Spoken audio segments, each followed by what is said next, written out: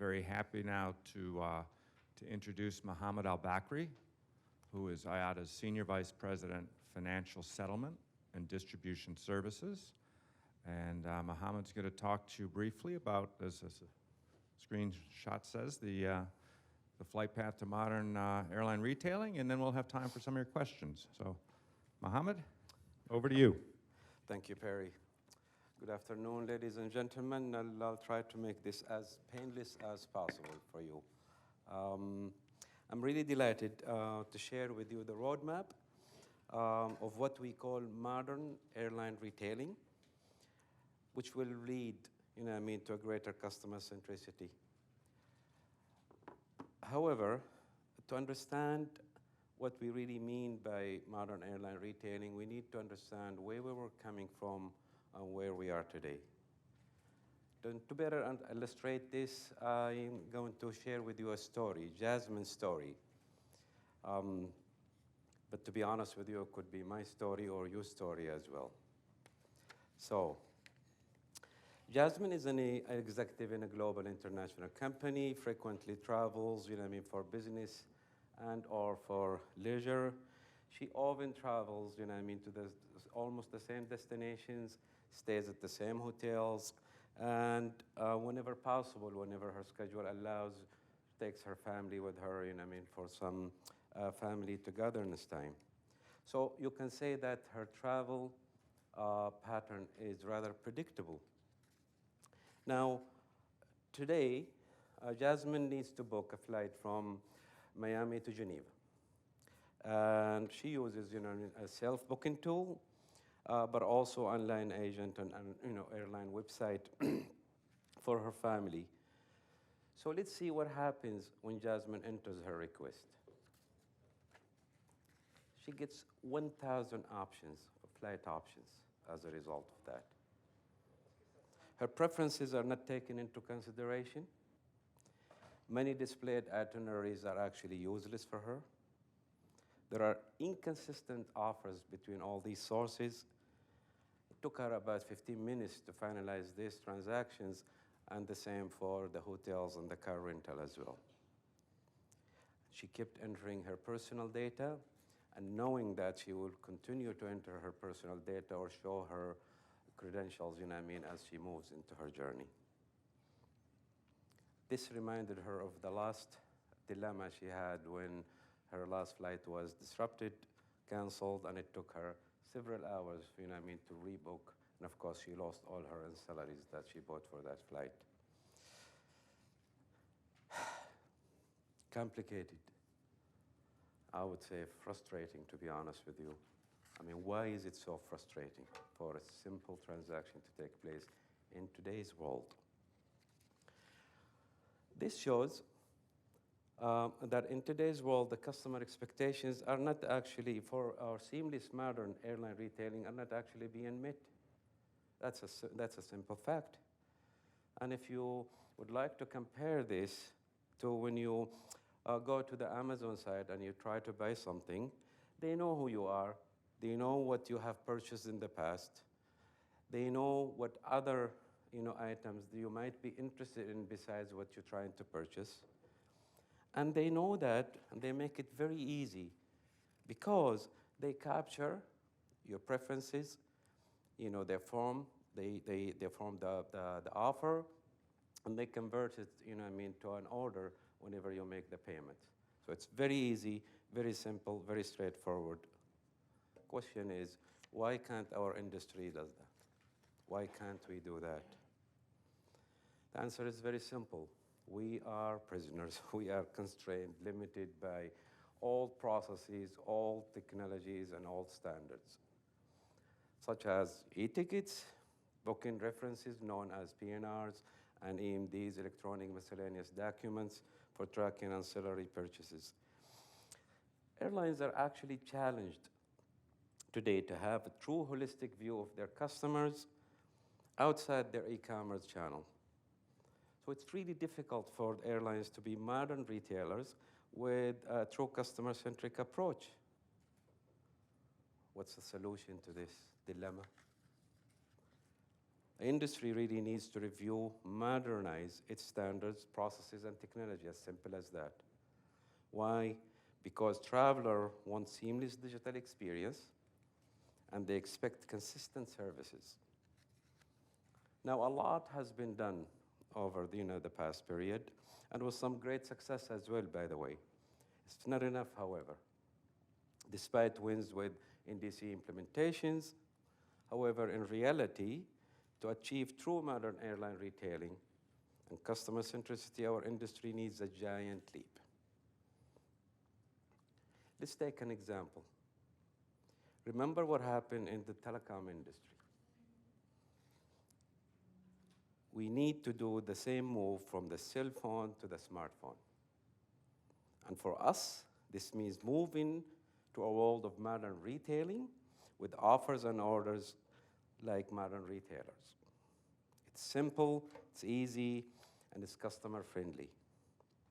Because as long as we're stuck with e-tickets, PNRs, EMDs, we will with the equivalent of the GSM-like industry. We will never make it to the smartphone era. Now, the IATA Board of Governors has recognized the need for this giant leap. And we now have a cohesive program to support this industry transformation. So I'm pleased to announce to all of you the establishment of Modern Airline Retailing Program that brings all the relevant standard development projects under one roof. Modern Airline Retailing will help unleash an enhanced customer experience that will parallel what most other retailers are offering. This program actually rests on three simple pillars. Don't worry about it. The details of all those pillars are in the online handouts. Customer identification, of course, if the customer chooses to be identified. Retailing with offers. And finally, delivering with orders.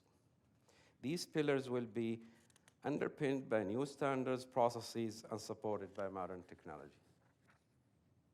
Now, to help this program to achieve its goal, I'm also pleased to announce the formation of a consortium of advanced airlines adapters who will work together with IATA. The members of this consortium will focus on specific areas, such as the end state from a technology point of view and the possible processes and pathways for this journey. This consortium will speed up the journey for the benefit of the entire industry. Here is a sample of the consortium as of December 1st. Our aim is to have a small group of highly dedicated, committed airlines who will invest quality time and resources together with IATA for the benefit of the industry.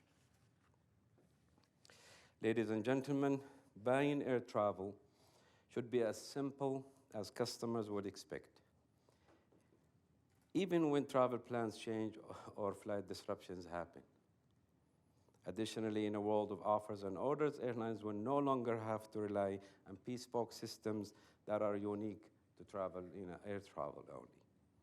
This will therefore encourage new competitors to enter the market, which here again will benefit the end customer. Thank you for your attention. Hello. Thanks very much, Mohammed. And we have a little time for questions. People have questions. Maybe I'll start. I don't know how many people saw yesterday, but American Airlines made a major announcement, which is that they're going to encourage more third-party, meaning travel agent, distribution through NDC pipes. And specifically, as reported, they expect that 40% of the fares that are available today that are going through travel management companies, OTAs, travel agencies, 40% being done through legacy technology, meaning Edifact, will now be exclusively available through modern retailing channels, and they specifically said that includes their NDC pipes. So maybe talk to how, what are the implications of that? This is an excellent news. 40% of the largest airline in the world converting from EDIFACT, from legacy processes, standards, into the world of NDC, it's a step in the right direction. It's a giant leap, quite honestly. And we're very pleased to hear that from American Airlines, and we're looking forward to actually seeing that in the first quarter of 2023, which is just around the corner. And I hope this will incentivize and give more reasons for more airlines and more participants really to move into that directions. I mean, if the largest airline in the airlines in the world have decided to do that, they must have found a reason. And I can share with you that more reasons for customer centricity, customer services, and improving their products and the end results of what they do is a good reason. Thanks. We have a question down here. I don't think those table mics maybe work, so maybe wait for the... Hi, Mohammed, Karen Walker at ATW. I'm just curious, was there anything learned on this aspect of the industry, and in particular in terms of NDC adoption, which has been pretty slow, but has there been any specific lessons learned from this about through the pandemic? You know, did things change any way from this? No, I think this is an excellent question. I think during the pandemic period, during the last 2 years, we have seen an acceleration of NDC adoption and implementation. Actually, 1 out of 10 transactions of indirect sales are going through NDC pipes. So certain airlines have reached 30% of their sales through NDC pipes. So we believe, as we have been tracking the progress of NDC adoption and implementation, it's been increasing and will continue to increase. And we are extremely pleased with announcements such as the one just made yesterday, I believe, by American Airlines. So we expect the trend to continue, and we will continue to support the industry, into this journey. But let's remember that NDC is a standard. It was a stepping stone into a new world. And the new world that the industry now is looking for is a totally new world based on totally new standards, processes, and technologies built on the concepts of offers and orders. And that's really, the next step, and that's the journey we want to take through this consortium under this program. Couple more questions in front, maybe Christine and then Kathy. Not being helpful, am I? Okay, Christine. Well, I just want to follow up on Karen's. Christine Negroni, I'm a freelancer. In your analysis of the early returns using NDC, has IATA had a chance, or the airlines, either one, to look and see whether the sales are actually incrementally larger? In other words, are they making more money through NDC because they can make these more customized products available?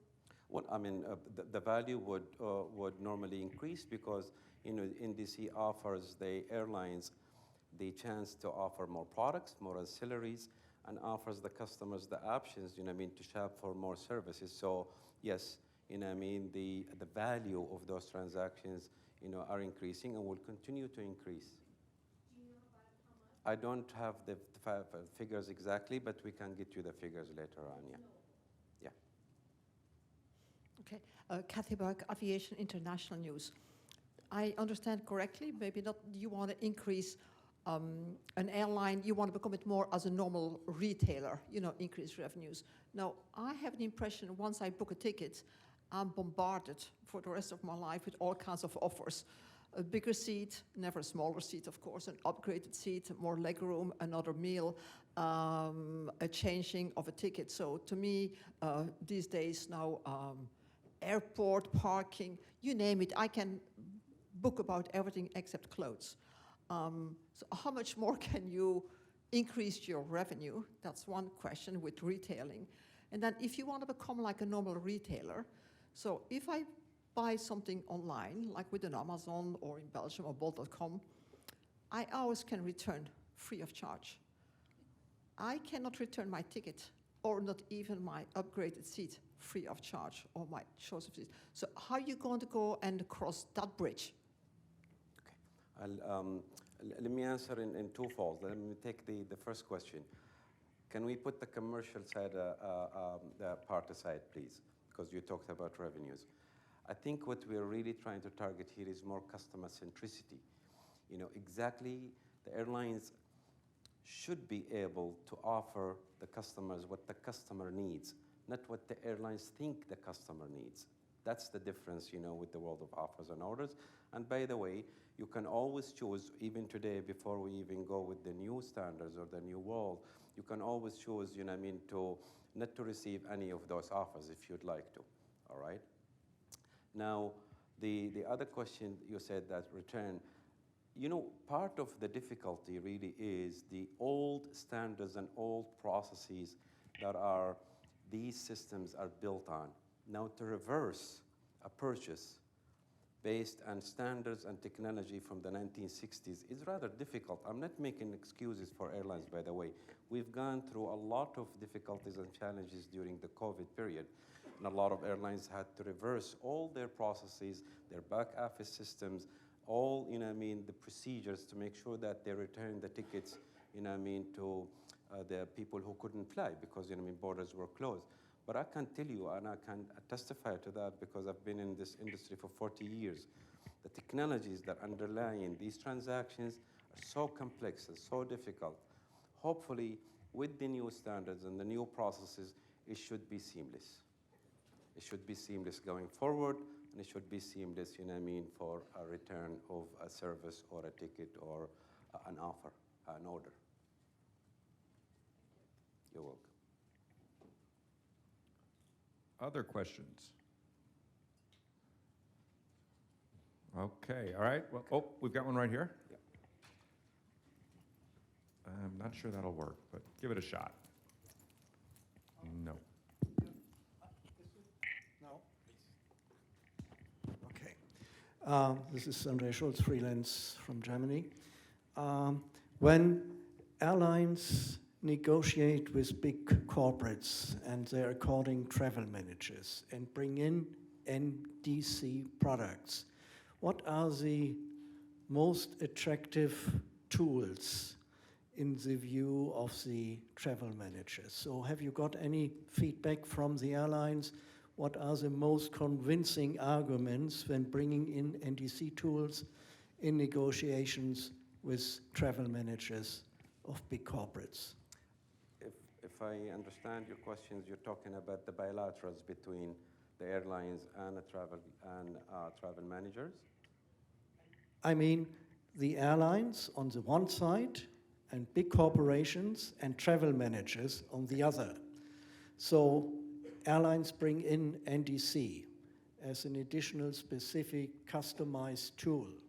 So how is that received by the travel managers, and what tools are of most interest of the travel managers? No, very, very good question, and thank you for asking that. And I have with me, you know, I mean, my colleague Yannick Halls, who's the director of distribution, and actually he manages and facilitates all these discussions between the airlines, travel managers, and big corporations. So, Yannick, shed some light on some of the engagements we have. Thank you, Mohammed, and hello, everybody. I'm sure I know some of you. Yeah, we have a group of travel managers we've been working with for the last 6 or 7 years called the Travel Manager Advisory Group. And it's about 40 corporate buyers, so travel managers from the US and from Europe. And we meet with them every 8 weeks. We've been kind of video conference calls for the last couple of years. And this is the kind of topic we talk about. Make sure they understand what NDC, retailing, and offers and orders can bring, just not the technicalities, but just so they get the gist of it, to be able to assess the value it could bring for them. And generally what we hear from these buyers is that, I would say generally it's kind of 99%, is yes, it does make sense, because they'll be able to have a much closer relationship with the airline, still going via their TMC, but in terms of the types of products that can be offered could be much more suitable. And we recently did a survey with them, and I would say the top 2 areas that they see value is one, is the ability to have a much richer display of products, so the flight, the ancillaries, options for lounges, etc., and to be able to make a choice amongst a set of ancillaries. Because what they say to us is that flying is not a commodity, it's not just about price. A lot of us are incentivized on the customer satisfaction of our customers. So this is one concrete example. And the second one is recognition, individual recognition. So that could be through the frequent flyer program. I know recently Qantas have been making announcements about what they're doing with their frequent flyers in NDC, and some other airlines are doing that as well. So it's a much more targeted recognition of frequent flyers, all the way ultimately to recognition throughout the ground experience as well. So I would say it's really more proximity, all the way down to personalization, and the buyers definitely do have some concrete ideas of where this can add value to them. Thank you, Yannick. Thanks, Yannick. I think we probably have time for one more question. I don't see any, so I'm going to give you a minute back. I think we now, thank you very much, Mohammed. Thank you.